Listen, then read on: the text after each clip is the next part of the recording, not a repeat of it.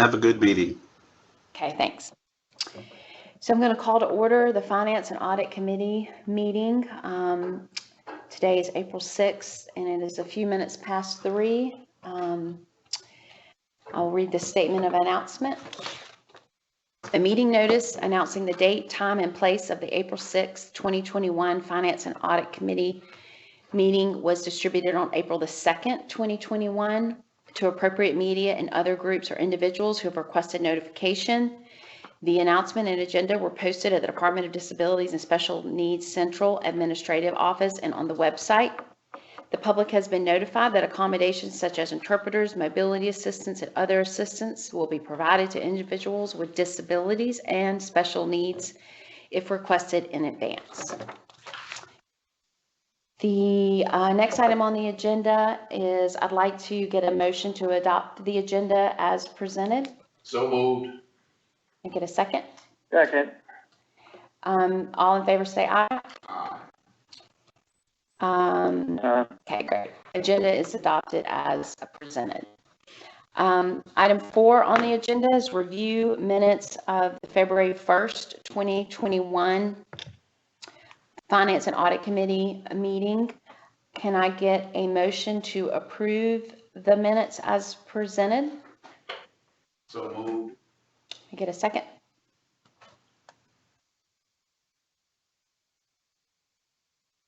Sorry, I didn't hear it. We have Commissioner Miller made a motion to approve the minutes from February the 1st. Can we get a second? Oh, yeah, that's fine. Okay. Second. All in favor say aye. Aye. Okay, meeting minutes are approved.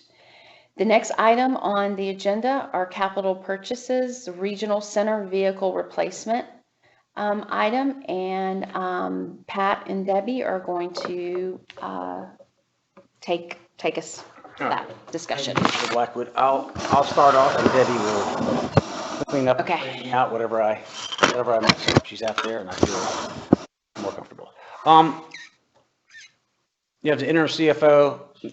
I saw this issue, I was aware of this issue, but now that I own this issue, when I got involved, I just took kind of a programmatic view of it. I mean, I know we want to make vehicle purchases, but to make individual vehicle purchase decisions, you kind of have to look at the program as to, I can justify anything on an individual basis. The question is, how does it fit in with the overall strategy?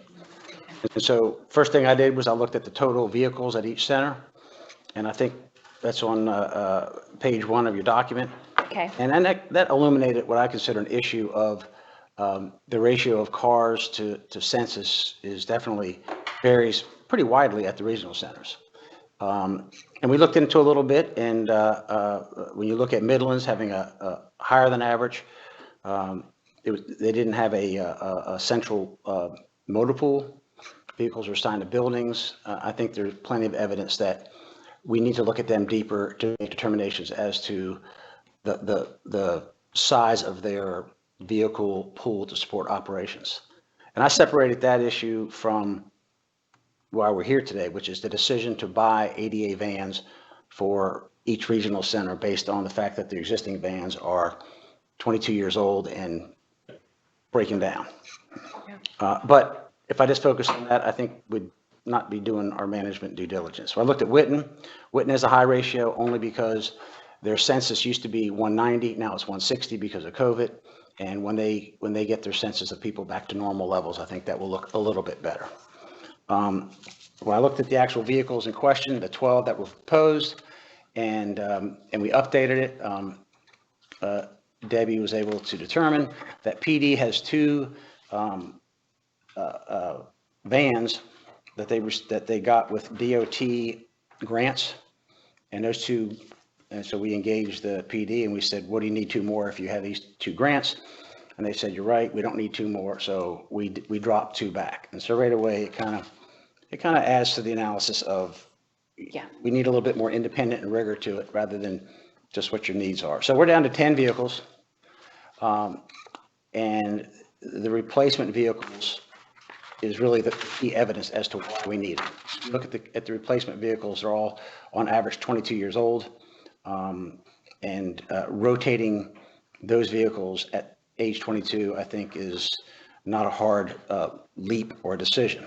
Now, the cost of these vehicles is higher than average, so I had to educate myself as to whether, why do we need such expensive vans? And to people who are in the industry, it's second nature, because at the regional centers, you have a population of individuals that live there.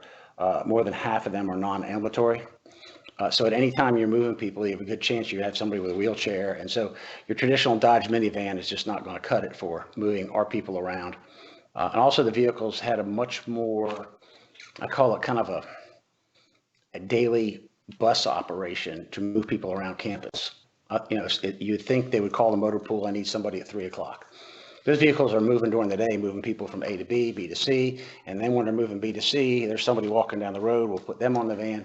So they had a quality of you're always going to be in position to get non-ambulatory people who need to move on short notice. So they need 3 strong vehicles to move their people both on campus and off campus. So when I came to make a determination as to is it cost effective to replace these 10, I think it's a no-brainer if we can afford it. And when it gets down to the affording category, we looked into the what I'd call the issue that's been bouncing around. Do we use these? Do we use the Treasury master lease program, or do we just buy it? And my recommendation is just to buy them for 2 reasons. One, having been engaged here and it's not that I knew before I got this job, but it's a whole lot more obvious that the bandwidth of the finance division when it comes to projects, requirements, deadlines, they're at about 110%. And quite frankly, we don't need one more program to create leases and extra administration for, and I'm not saying no value, it has some value, but I do have to question, we're $800 million operation. We are in a very fortunate cash position this year with the FMAP situation, as well as regional centers. They're under budget by several $1 million because of ability to get employees on the job. And so we have the cash to buy these vehicles. Having a budgetary benefit when we have so many what I'd call unusual transactions and cash flow issues to deal with, where quite frankly, there is no budget for there's a budget for what we're in that it's unprecedented times when we have 10% FMAP coming in. We have $40+ million probably in FMAP end of the year reserves, and we're moving to fee for service. I just thought one more moving part is just not needed at this time. And I do subscribe to the theory in state government that when taxpayers, we get appropriated funds. And when you start borrowing above your funds, it does raise some, I'm not saying negative questions, but it's an issue that I don't think we need to deal with. So my recommendation is just to keep it simple, buy the 10 vehicles with the cash we have. But from a programmatic perspective, we can't stop right there.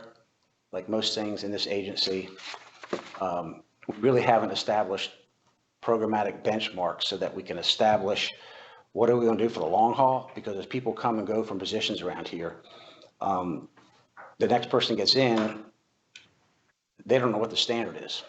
And that's why you end up having one regional center with way more cars than the other, because there's no standard. Someone was there at some point in time. They decided to have a lot of cars, and they probably don't need as many cars. But I don't want to conclude that, because when we do additional review, it could be a lot of these cars are sitting there unworkable or so undesirable that they're only using them if everything else is broken down. So we just got to look at the fleet, right size it where necessary. And I think Midlands probably needs a little bit of right sizing, but we really can't do that until we can free up our people from COVID. And I think like Debbie's on the line, and Debbie's, I think 6 days from, or maybe a week or so from being 2 weeks post her second shot, and we'll be able to get her out to the regional centers to button these remaining issues down. So we hope to come back in several months and be able to say, these are our recommended standards for vehicles at these centers. And you have to be a little judicious, because you may go to Midlands where there's large geographic difference from where the residential housing is to the activity center and the gymnasium, where they may need vehicles, where at coastal, where everything's co-located, you may not. So we have to factor them in and be sensitive to their needs. But I think if we just bought these cars and moved on, we would be remiss in not at least stopping, right-sizing, establishing standards so that as we go forward, it becomes more of a, what I'd say, an automatic operation where, hey, we know what, you know what your car or vehicle level is when you rotate people out. Also, when you get an extra car, you just can't hang on to the last one because you want to, because there's a carrying cost to those cars.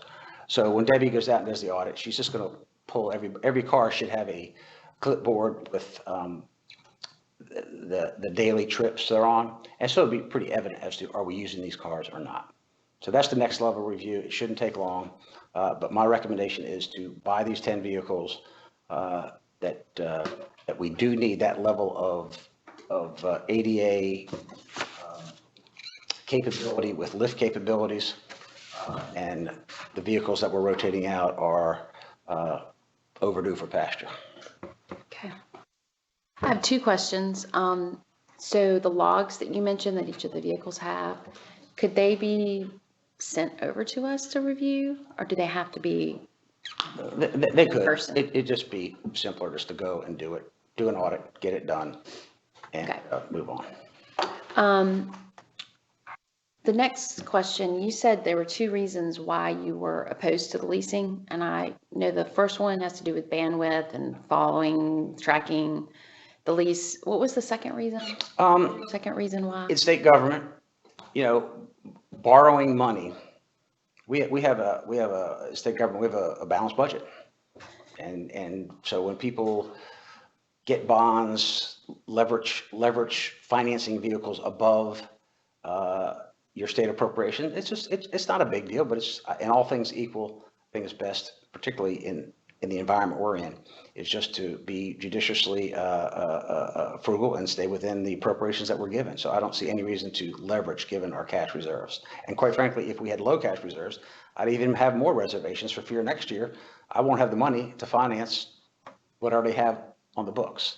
So I just think that it's just not worth the effort at this point in time. And in an operation, if we matured our operations for a couple of years and we actually had operational budgets within functional units so that people have personnel and non-personnel resources, now all of a sudden, now you have the ability to worry about budgets. You can actually match expenses with times a period. We are still far from those type of capabilities within central office to have those. Regional centers, I think, have a higher level of maturity because they do have very discrete expense centers and cost centers. And what we've been lacking is anybody doing the analytical review behind them to make them as efficient as possible. And believe me, if you go there, they're not wasting money. It's just at a point in time when you are tight on money, I think we really got to look at how we spend our money.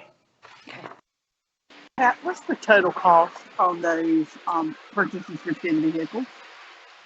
The 10 vehicles is $674,000, and that was the prices that Debbie got. So it may fluctuate up or down a couple thousand, but that's the quotes that we got. Thank you. Anybody else have any other questions on the capital purchases for the regional? Do we need to make a motion today or something? Or is this just informational? Well, I think we need authority to to purchase that $674,000, and Sure. the $200,000 issue we talk about, I think is a legitimate issue that we need to probably have some thresholds on that side of the house. And 674 is a pretty big threshold, so I would ask for your formal support for the purchase. Okay, gotcha. Okay, but you did mention that the R&D, that's going to be a part of that before the purchase. The R&D? Research and development component, I heard you mention that it's going to do some research. Well, see, there's two separate issues. One issue is we have 3 broken down 22-year-old vehicles that need replacement. We need to do that. Let's just do that. While we're doing it, we see, hey, what's the right size here? On its surface, Midlands may look like it has too many. At the same time, it does have a geography of their buildings removed from their main activity areas. So I think before we do some knee-jerk reaction of, well, let's take the cars back to balance them, we actually have to go out there and see, are they using them? Is it necessary? That is, to me, a minor management follow-up that should be independent of these purchases. So we're talking about 3 vehicles Or or 10? 10 vehicles, 3 at each center, and then 3 at 3 centers, and then PD only needs 1 because they had 2 Department of Transportation grants to the surface since we looked at this first. Gotcha. That's the 674. Yeah, yeah. Anybody have any other questions?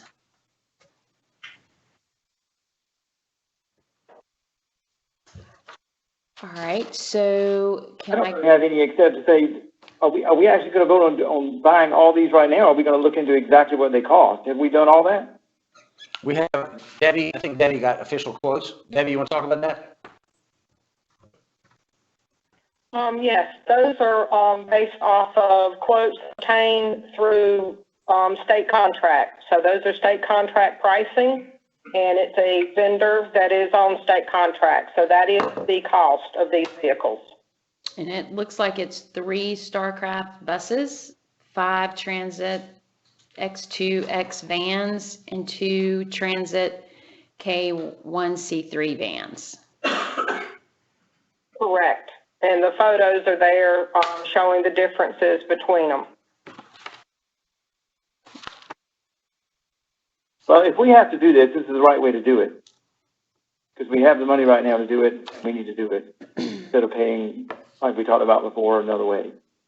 To me, it is definitely the right way to do it. All right, Like if we really feel like we have, and they really feel like we have to have them. So yeah, I do think we need to evaluate. It's really a whole other matter, but I do think we need to evaluate the rest of our capital improvement situation after this, though, and see what we do and do not want to do before we do some other things with rate increases and all that sort of thing. But that's another matter. But for this particular matter, I think this is right. My personal opinion. all right, you want to make a motion then? Yeah, Motion to I'll make a motion to accept approve, expenditure, yeah, $100,000. 600, yeah, $674,650 for the purchase of 10 ADA compliant wheelchair vans and buses for our 4 regional centers. Can I get, all in favor say aye? Aye. Any opposed? It's just a motion that comes from the finance committee, and we got to get the regular, the Full commission commission to will approve anyway. also vote on it, yes. Okay, so it'll come out I of approve, go ahead. committee approved. Okay, Right. next item, third quarter provider contract summary. Pat? Okay, this is a recurring report that comes in every quarter, and it goes back several years, and it's to look at our service provider network to see if their contracts are increasing or decreasing during the year. And we refine that analysis in not too distant past, where everybody recognizes increases based on consumer choice are really not contract increases. They're just increases because consumers chose a different provider. And so I can say in the last 90 days, and probably since the beginning of this year, I know of no residential increases, like we got new bids and we assign them to various boards. Now during the 9-month period, a board may give up a bid because of they can't serve somebody, and then that person can be served elsewhere, but that's a voluntary situation. So I don't see any what I'd call capacity increases that would warrant some sort of approval authority that we're awarding a higher grant based on capacity. When you look at this, this is kind of a very crazy quarter, because when you look at the summary 2 sheets, what you'll see, I'll draw your eye to band B, outliers and I. And if you look down at the bottom, the net decrease is about $53 million. And what that is that's a half a year's B&I that ended because we pulled them back in for fee for service. So these contracts used to be in existence on December 31st. They're not in existence on January 1st. So we withdrew them and the provider's contracts went down by like amount. And that's about right. We have about $100 million in at-home bans and half of them disappeared on January. Well, all of them disappeared, but it was only half a year's worth. When you look at the other places that we spend money, capital grant, fiscal agent respite, HASKI transitional program, nominal expenses. But when you look at residential, what you'll see is a $4.8 million increase. And I looked at that 30 minutes ago and I said, where's Deborah Leffert? I ultimately figured it out, you tell me. But that's because residential contracts went up because when we passed through the day program rate, which is about $3.6 million, and we also passed through the ICF rate, those rate increases get dumped into the residential bands, and it causes them to go up. So they didn't go up because we gave them more business. They went up because we pushed through the pass-through rate to the residential bands. And of course, there is some natural up and down fluctuations, but no new capacity. It's just choice variations. And then the second sheet is just all the detail. So I think we're providing this just for information and for some sort of analytical review. And that was my analytical review. Deborah, you see anything there I missed? The band increases were retro all the way back to July. Joshua, yes, that's right. That's even made it bigger. That's right. That's right. So I don't think you have to prove anything. This is just more for your Right, oversight. right. Okay.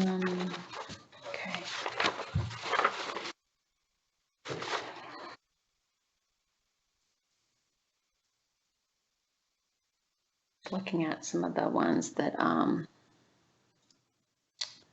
so if, for example, we're just to take, Excalibur, which is 52,000 residential. And then if you look at the summary of Excalibur, it says termination of residential services to ML. What's ML stand for? Consumer name. Oh, is their gotcha. Initials, okay. Yeah. Code. So they had one resident that they supported and. I'm sorry, what, say that one more time. What does ML stand for? Here we go with these acronyms. It's the individual's name, so a person with the first name. Okay, all right, this person. All right, go ahead. Sorry. Yeah. So she was just saying All right, that I'm back on the computer now. I feel much better. My stress level is down now. I'm off the phone and on the computer. Thank you. Okay. So you were just saying that that person's residential services were terminated. Okay. Say it online. Yes. Yeah. Okay. Yes, that person was terminated for whatever reason. Actually, I think that bed's already been filled again. Okay. You know, so these people go in and out throughout the year. Yeah. Okay. And that created a vacancy at Excalibur, and then I think they filled it. So you'll see that on the next summary where they filled it. Okay, gotcha. And so like Everlasting Arms just has $840 reported because they had a rate increase for residential, is what the purpose says, but what? I think they only have one or two consumers. And so when we did the band increase, we also did a daily rate increase for the QPLs. So that's their annualized rate increase for that one consumer. Okay. Okay. All right. Does anybody have any questions on this summary of activity for the quarter, third quarter, 2021? Yeah. What months does it cover again? It covers. January, February, Okay, yeah. March. And then I just already started the one for April, so Yeah. Okay. April through June. Yeah, y'all have a different fiscal. That Okay. was a very crazy quarter. Right. Pat Yeah. said. Yeah. A Gotcha. little unusual. Yeah. Okay. Thank you. I think that's it. I guess we can move on to the next item. All right. Cost reports. Fiscal year 13 cost report was completed by Myers and Stofers. They sent it to you. It's in my bin. The 14 and 15 had been promised to us before the end of May. And I'm optimistic we can execute that because we have enough people on it, and having the former cost division director work on contract with us has really expedited our capabilities across the board, and I can't thank him enough. Fiscal year 19 is promised to us by, he says early June, but I'll say mid-June, and that's a critical cost report because that's going to be the last full non-COVID year, and that will be very representative of our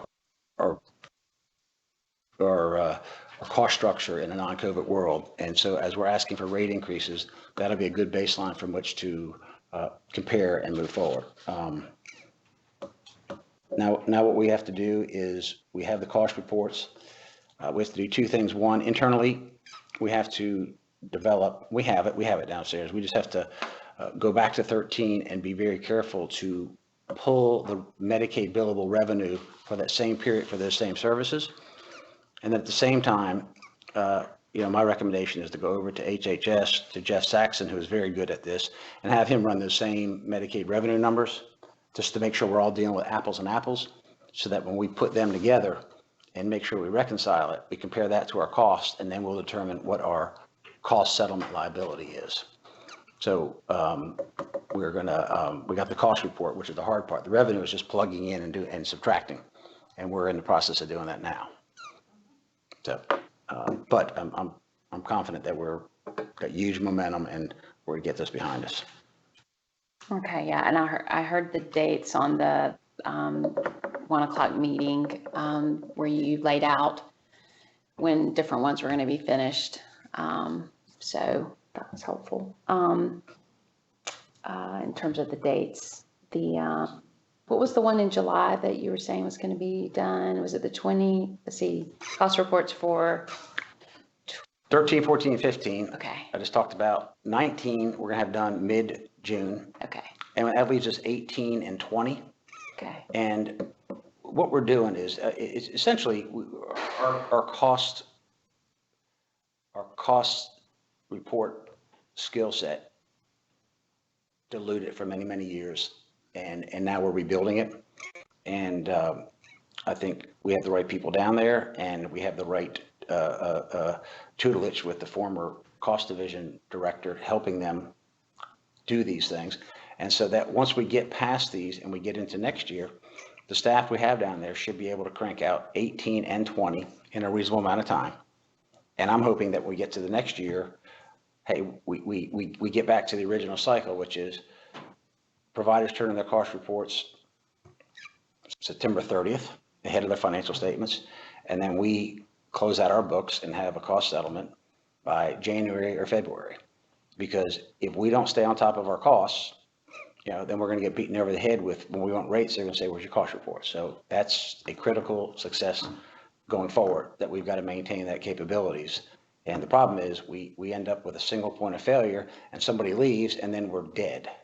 And what we have to do is maintain two people over there that have that capability, so that if one leaves, we're not starting from scratch again. Plus, obviously, Deborah has learned a lot along the way, and we got to leave the way we used to cost settle was very needlessly complex, and the accounting firm that we hired has developed a new methodology.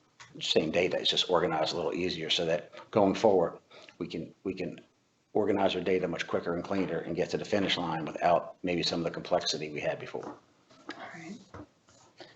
So we have enough people on staff to do this project. We have every live body we could over there to get this done. Okay. Right, because it is pretty important. Just got to get it behind us. It's a tool. Yeah. All right. Anybody have any questions on cost reports? The update that Pat's given us? Nope. Pat, I know we jumped over the financial audit discussion before. Oh, I'm sorry. Oh, We got to you, so if it's okay, I'm gonna go Okay. back to that, and then we can pick yours up, since we approved the agenda as written, I better follow it as written, right? So, the item I'm moving to You need a now, motion on the cost reports or anything? I don't think so, nope, no motions, just informational. Okay, go ahead. Okay. So, the next item we want to talk about is a financial audit discussion based on the leadership changes within DDSN, with the CFO and the state director. Many of us believe that it's good housekeeping to have a financial audit performed on the agency. And so that's why it's on the agenda. And I think today we would want to make a motion to have our interim director, Constance Holloway, to contact the appropriate state agency to move forward with the financial audit, should we vote on that today and agree that we want her to do that. Does anybody have any questions, thoughts, additions to this topic? I know I've heard from many of you that this is something that we want to look at doing. You summarized it. Okay. It is something we want to look at doing, but I'm assuming that we would be, there's a particular, I'm assuming it's the same agency we'd be contacting and the governor's office would recommend, because would we be doing this through you're talking about through the state, through the Probably state? well, Constance is going to Auditor, determine, right? yeah, the state auditor's office. We're pretty sure it's that, but we're going to make sure that that's the right agency. We just want to give Constance the opportunity to reach out and confirm who is the right agency. I would ask that Constance would contact the governor's office and ask for their recommendation on how that would work. I think it is through that, but they have a particular recommendation on how that should work. And so we should ask them. So the last time we did this, I want to say was 2016. It was shortly after I joined. We had one that I believe was through the state auditor. Either they did it or they recommended a company to do that. It might behoove us to go back to them, because that would be a company that would have some. We need to find that. Should be in the minutes, and that company is going to have some familiarity with us. It's also one of the things that they asked us was to define exactly what we meant by financial audit. I mean, what are we checking? Are we checking on all the assets that we're supposed to have there? Are there financial transactions that are in question? So one thing that we're going to have to figure out is within the realm of audits, there's a lot of different stuff that can be covered. And so we're probably going to need to define that down some. I mean, I would think it would be, is the agency taking appropriate actions to meet its financial and compliant responsibilities? That's, to me, what I'd like to just make sure. There might be more, specific things that others might want to know about the agency, but that's kind of how I view it.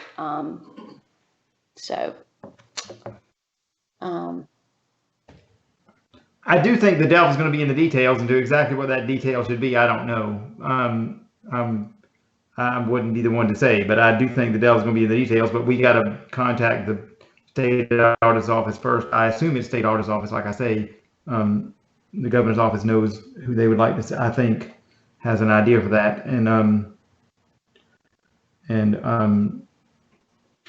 Pat, do you remember the 2016 financial audit? I can lay my hands on it in 2 minutes.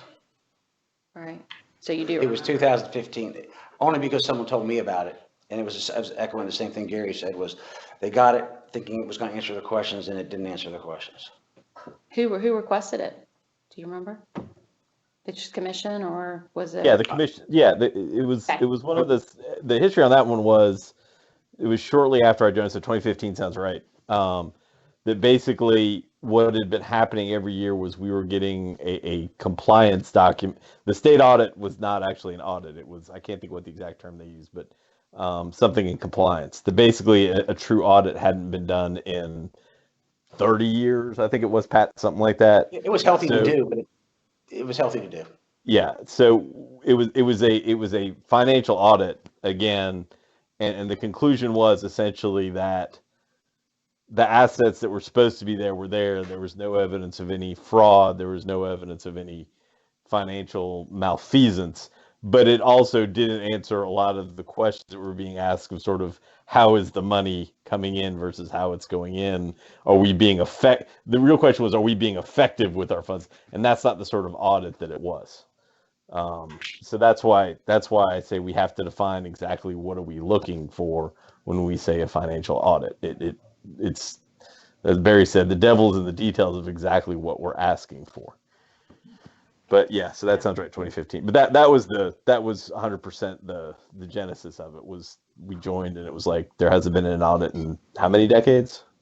So clearly we don't want the same audit we got in 2015. We want something different, but we're not sure exactly what we want. Yeah, I mean, it really does. It probably would be a good idea to circulate that around again so people can see what we got if it's that easy to get rid of. Yeah, I mean, that's right. That's what it comes down to, is what exactly are we asking for? Because there's a lot that falls under the concept of audit. Yeah, you better believe it. Yeah. Yeah, right. And you can waste your money if you don't get the questions answered you want answered. You just wasted a bunch of money. And Agreed 100%. And we don't want to do that. So we got to be careful as to what we're asking for first. But I think that'd be before they got started. We'd have to talk to them about what options we had and all that. Exactly. I think we should vote on it, and then by the time we have the regular board meeting, Commission meeting? yes, Yeah. regular commission meeting, Yeah, then we can decide. right, We come back with right. Have Question additional on details, and that's what we could Absolutely. vote on as a commission, Right. right? I don't know if it'd be at this meeting or the next one, though. I don't know if we'd have time by this meeting, but we might. I think, Not complicated. yeah, I think maybe the next step would be for Christy to send us that, or Pat to send us the 2015 one, so we can have a copy of what that is. And then I think we should make a motion to have Constance begin the research around the audit options. And then maybe by the commission meeting in 2 weeks, we can have her update, have seen the past audit, and then we can discuss the next steps as a commission on a financial audit for the agency. I can so move on that. Can I get a second? Second, that's fine. Okay. All in favor, say aye. Any opposed? All right. A motion passes as detailed. Okay, so Pat, we'll go back to your agenda item under the financial, the CFO report, and I think we're on to item B, administrative contract with DHHS. I received the draft yesterday. It's on my desk. I will compare it to the final draft, check the numbers, and absent something catastrophic, I will give it to Constance to sign it, and we will get it over there and complete it and send our first 3 quarters of a year bill over to them for reimbursement. Okay. And so this is a new contract, right? Is this something we've been working on for a while, I believe? It's Remind me. It's brand new, Okay. and its significance is in order to get out of the ban system where Yep. we funded our administrative costs with split rates. Yeah. What we're doing here is we're going to fund our administrative costs with the contract and pass through the rates. Right. And so by having this contract, we have effectively passed through all of our waiver rates. Okay. There's a early intervention rate is still split at 7%. Our state funding is far exceeds that split, so we're losing money every year if we don't get legislative appropriations, which we have not. But we can decide what we want to do that shortly. But it's not, our administrative contract is not contingent upon that rate being passed through. It is really, as I understand it, I may be wrong, but as I understand it, it's the last major step we need in order to go fee for service to the entire agency. It is a pivotal step to launch us forward. And also what it does, it allows us to use excess Medicaid costs that in the past we've not. So we're essentially generating $8 million of new money this year, because in the past, all that excess cost was in the system and we had no way to match it. This gives us a vehicle to at least match. Right, it's a matching, it's also a matching fund thing, right? Yeah. Yeah. Because how does that match again? They match the what now again? So I can get this straight. How does this make it a matching fund? We calculate our administrative overhead costs, and once we get down to that final number, if we spend $16 million, they will reimburse us for $8 million, half, 50% of whatever our admin costs are.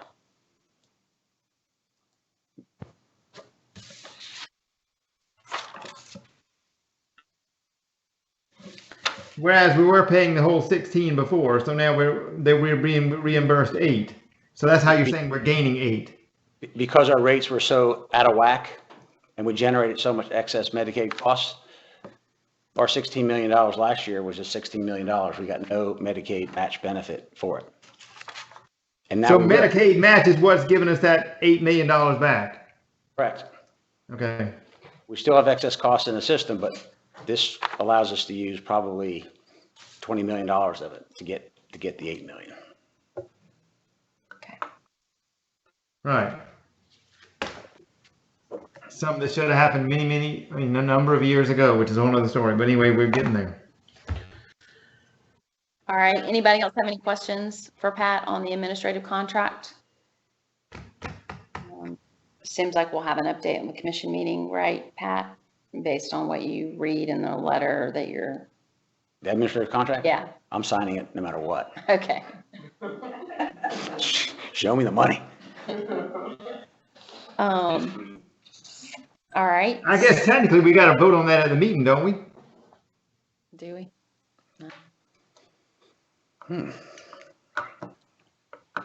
I think we probably should. Yeah, that's probably a good idea. It's a good idea. I think it's I assume it's a formality. Yeah. I don't think we've never specifically identified, I think we should do it in abundance of caution. Yep. All right. So you'll bring it to the commission meeting? Sure. Okay. We'll vote on it. When will it become effective, do you think? It's effective retroactive to July 1st of this year. Okay. Because, we paid all those pass-through rates. We had to pay a retroactive payment to them, retroactive payment to them. And then that cleared our books there. And then that allows us to claim our administrative expense from that same July 1st of 20 standpoint. So we'll get 9 months of it right away. Okay. So do you want to, Madam Chair, do you want to vote it?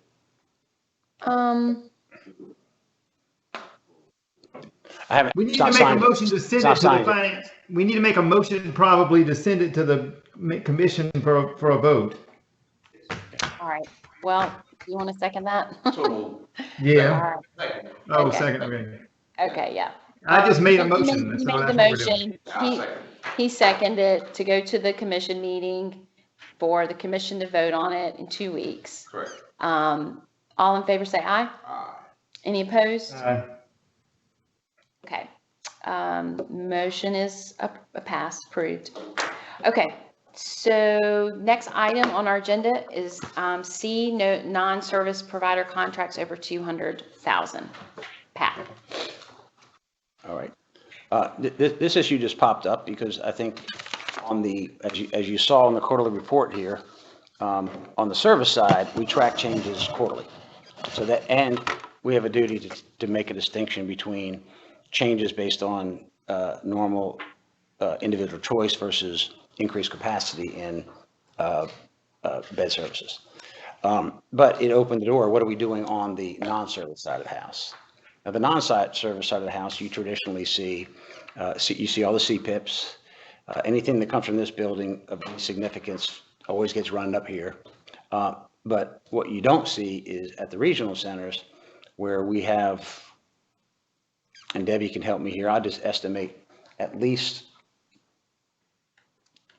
not counting CPIP money, $20 million of expenditures each year for medical supplies, food, milk, the normal, but from a perspective of, you don't see those contracts. So the question was, let's before we decide what kind of thresholds we want and what kind of controls we want, let's see what's going on over there. So the purpose of my memo and looking at fiscal year 20 was just to show you the type of activity that we do at the regional center. So if you look at the chart, all we did was, not we did, but Candace did was she ran a fiscal year 20 report that identified all the invoices that we paid. And then we organized them by vendor, and then we aggregated them, and we gave you every vendor we paid over $100,000 to in fiscal year 20, just to give you a ballpark of what's out there. And I think I did a quick analysis that I think that was about $18 million worth of expenditures. So I think most of our expenditures are big over there, not a bunch of little ones. There were 34, 26 at the regional centers, two for facility managements, which generally tied to regional centers, 3 information technology contracts, and 2 in central office. And what that tells us is there's a lot of activity over there that we see, and from our perspective, our procurement officer has authority up to $250,000 to procure. And so she is developing these contracts, and when you look at these contracts, there's 2 types of contracts out there, and Candace, correct me if I'm wrong, but in my layman, in my practical terms, is your traditional contract is I'm going to buy 100 TV sets. I have a contract to buy 100 TV sets. Okay. A lot of our contracts are basically we're qualifying a vendor. We want some vendor to provide temporary nursing at $48 per hour. And we have fixed contracts. We negotiate that. Once that's in place, now, and we have multiple contracts in place, now when we need nurses, we don't have to get 3 bids. We don't have to do all the traditional, we've already qualified them, and we will go out and say, do you have someone available? They say yes, and we have a standing purchase order, and we purchase away.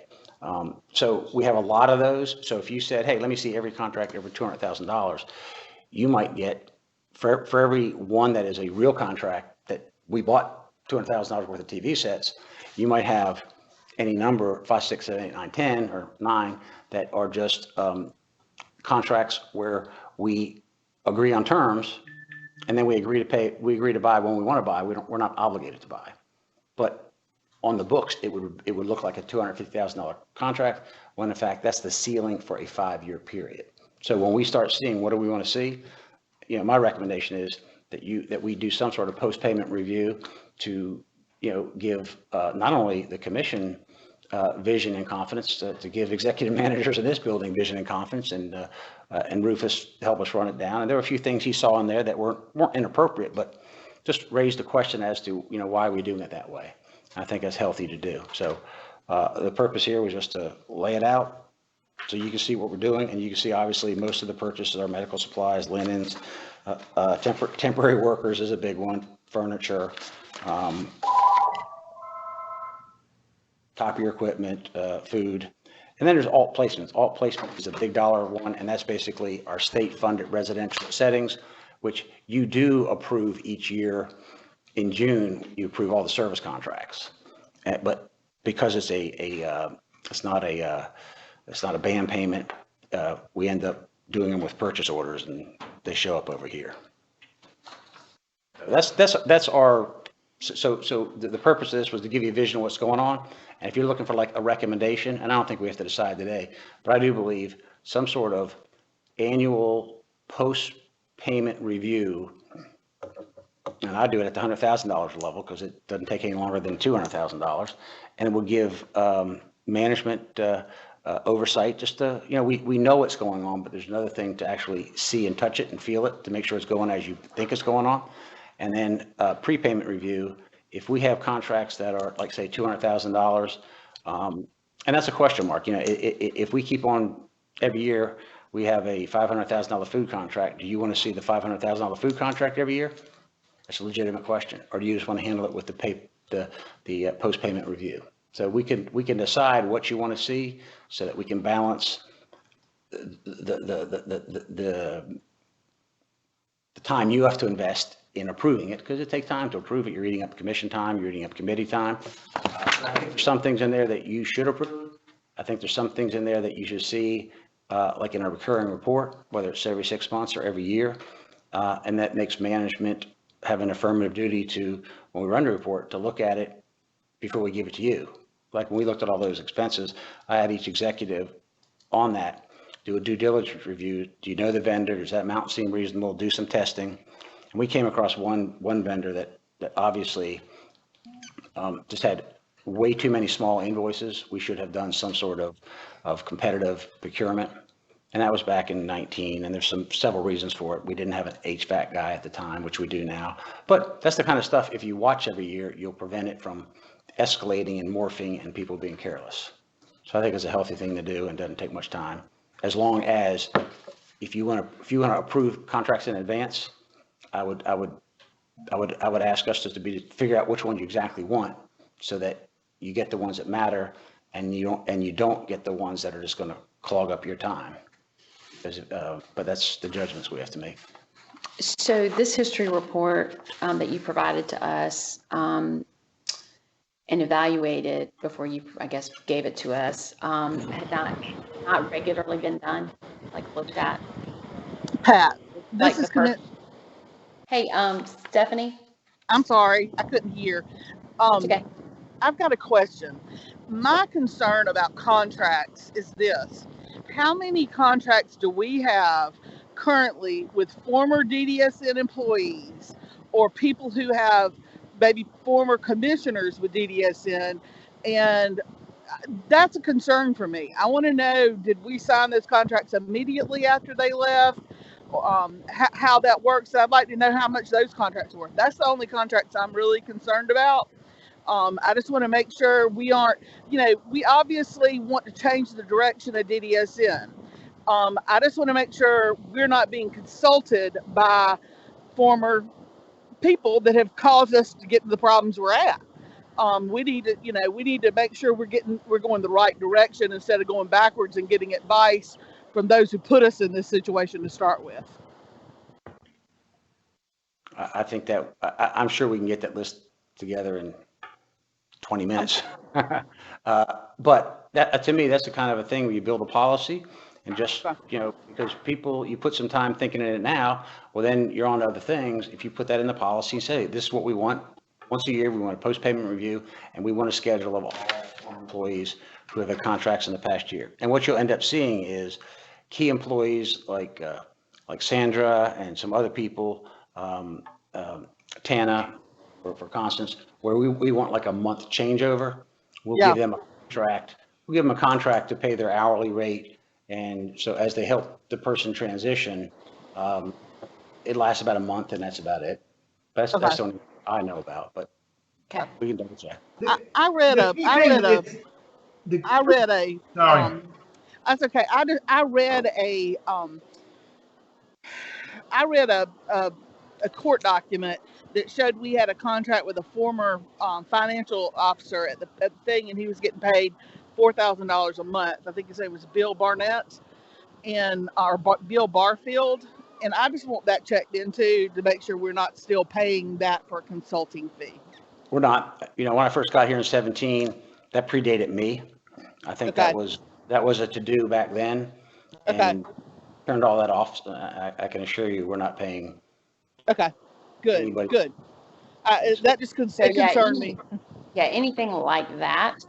We need to, what you'd be looking for is anything to do with consulting of any kind, Pat, but that's the first thing to look for. But as far as these contracts are concerned, what we would need, and I think it's a good idea to vote on these contracts as many as we want to vote on, because I think we should be doing a lot more voting in our commission and a lot less information getting, because we do far too much information getting and far too little voting, in my opinion, in our commission meetings. But the way to do that would be to have some sort of a summary of each contract, or at least a paragraph, when the contract is sent, so that we would know how long we've been using this person. You know, is this a renewed contract from 10 years? And is this something that if we use it for food or something basic, then we need to know that. You know, we need some sort of a summary of each contract that y'all send to us to approve or see if we want to approve. You understand what I'm saying? You decide what you want to see and build the administrative process around it. And I think the challenge in all organizations is finding that balance between, you know, the administrative burden versus the value of approving it. And that's the judgment. We don't want to approve everything, because obviously we'd go nuts approving everything, but we do need to figure out as a commission, you're right, and that really doesn't need to be I think we need to bounce this off of one another as a commission members and see what we want to see. But generally we need some sort of a paragraph to say what this contract generally is, because if you just send us a 40-page document, it's going to be, you know, it could get easily overwhelming trying to figure all this out. But if we had a summary of a paragraph summary of these 10 contracts and see which one we wanted to look into and which one we didn't, that would be a way to figure this out. And I don't mean contract, I mean type of contracts, what I guess I'm trying to say. But like I say, I guess we just need to get together as a commission to decide that. So somehow. Pat, you mentioned we need to set a policy on what we want. So would that go to the policy committee to determine what we want to see and not see? And I think that's exactly where it goes, where you make determinations as to what do you want to see, what you don't want to see, and then you get staff's judgment as to the administrative lift. Right. And also, you may want to see it, but you may be, for example, these contracts where they're 5-year contracts, they're 250,000 cap. They sound like a big deal when in fact we buy $40,000 worth of bread every year from it. So I think some more understanding will help you make better determinations as to how to use your time. And I think we have to tell you how much lift it's going to be on our side too. I was impressed at the data we could get in a short amount of time. So I think we have systems that can pull it.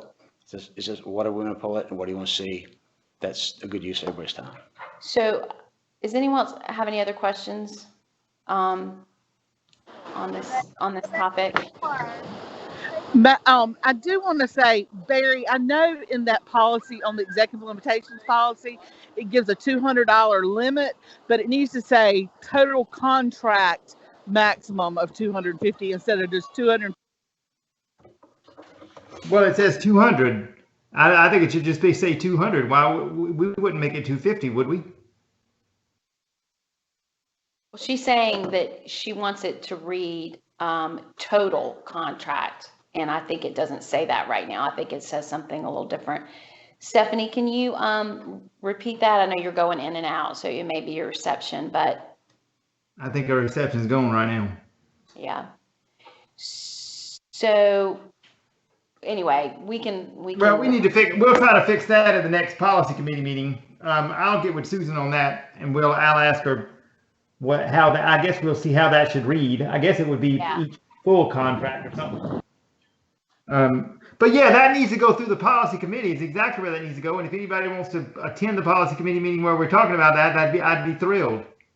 Where we're talking about these contracts and how we want to do it and all that. It needs to be. It wouldn't be at this policy committee meeting. We have a lot to do, but maybe the next one or the next one we need to. Probably the next one, not this one. The next one we could do it if we had it all. If we had all commission's ideas and all that as to how we wanted to do it, then we could figure it out. Right, because Pat. The policy committee can figure it out. Don't you worry. Pat says that the things like determining our post-payment review versus prepayment review, those are the kind of things that we need to decide on, and then create the policy so that staff knows what we want. There you go. Chair. Yes. then I would recommend then that once the policy committee determine what that looks like, Right. that it comes back to finance and audit committee Okay, before sending it forward to the commission. okay, I'm good with that. Yes. Well, That that's sounds fine, good. but the easiest way to do it is to have everybody attend the finance committee, policy committee meeting, but okay. So I think for today, we want to ask DDSN to look at the contracts that are consulting and potentially tied to any former commission members, DDSN commission members, or former employees, so that can be evaluated and reviewed.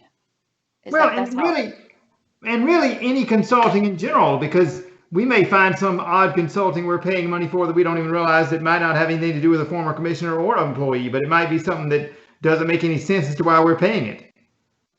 So it'd really be any consulting fees. How many contracts do y'all think y'all have that are fall under consulting? 2.5 years ago, we looked at all of our contracts, all our consultant contracts, and Okay. got rid of $1.3 million of contracts that had very questionable value. Okay. So how many years ago was that? About 2.5. Okay.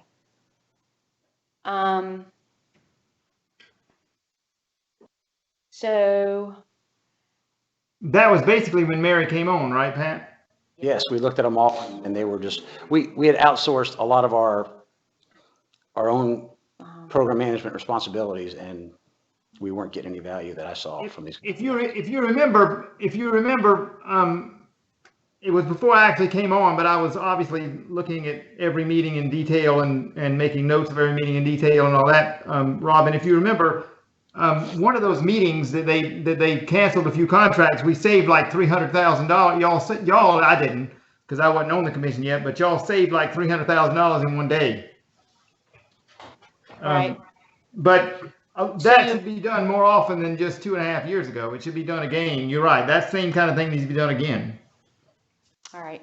So do y'all need any more instruction from us to do that again in terms of parameters, any questions that come up that you're like, well, what do we do about that? To About just pulling. this particular, We'll pull every contract Best, that which is- pertains to a former employee is number one. right. And then Barry said all contracts, I believe, consulting All contracts. contracts that are consulting, that pay consulting fees, yes. Right. That's not hard. There's not many. Okay. So any other time period, like I guess since the last time it was done, Yeah, it'd be like the last time it was done, yeah, 2.5 years ago. 2.5 years It would ago. be from the time a month or two after Mary Poole time was made director, I think. Yeah. So since Mary was hired, starting How that. about, we got rid of those contracts effective June 30th of 19 is when we got rid of them. Okay, 19. So we're talking July 1st of 19, Okay, 2.5 years. There's, you can count them on one hand. okay. Going forward. Yeah, up to today, basically. Okay.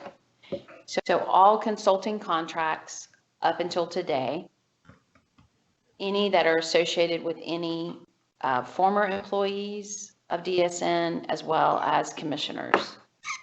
To Pat's point, a lot of that was changed 2.5 years ago and removed, but we want to see if there's any today since then.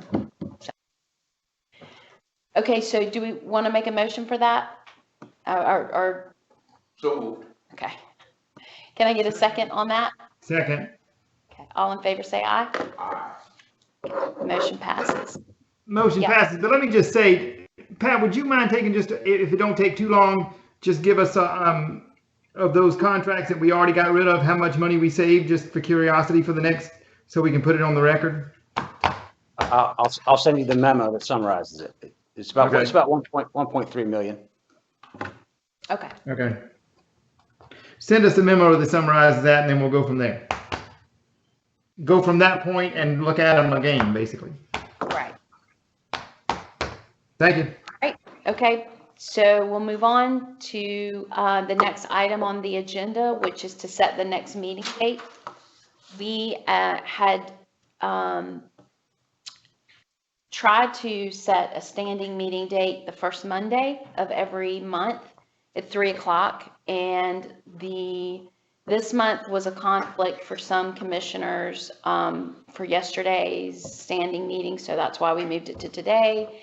And then next month, I have a conflict with the first Monday of the month, so I was wanting to see if we should create a new date for the standing meeting,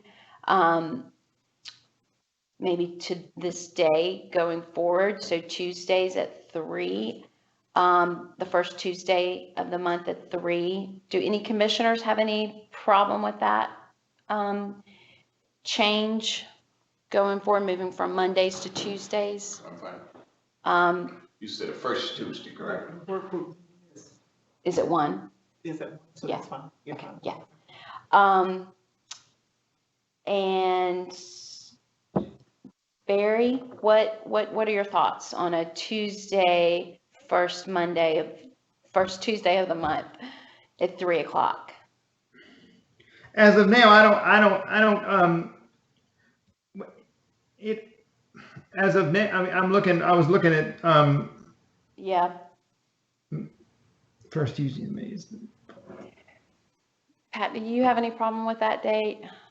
I mean, I know you guys have things that you do. Okay. I can tell you, I can say this, May, June, and July work fine for me that way, and August too. Okay. Okay. Well, May, June, and July do, let's say that. I don't know about August yet, but May, June, and July work fine. Okay. Okay. So if everyone's good, then we'll have our next meeting on May the 4th, I believe is a Tuesday. Yeah. At 3 it is, I o'clock. think. Okay, let's see. I'm looking now. Yeah. Yeah, it's Tuesday, May 4th. Okay, so the next meeting for the Finance and Audit Committee meeting will be May the 4th at 3 p.m. All right. Can I get a motion to adjourn? So moved. I just wanted to say, this is a wonderfully quick and informative meeting, and we did a wonderful job today. Thank you for your vote of confidence. And thank you, Pat, for slimming down the agenda per my request. I appreciate it. All right, meeting's adjourned at 4:11. Thank you. All right. Have a Okay, good Mark, day. we're done.